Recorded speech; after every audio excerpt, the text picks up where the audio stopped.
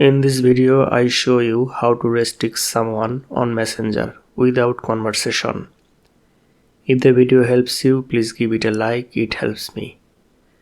Open Messenger app, tap this three lines icon. Next, gear icon. Scroll down to privacy and safety. Tap on it.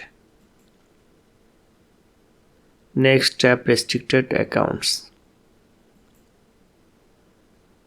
Now tap the people icon.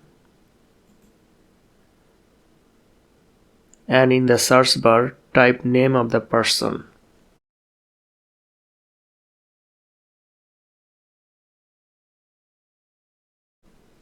Tap on the name.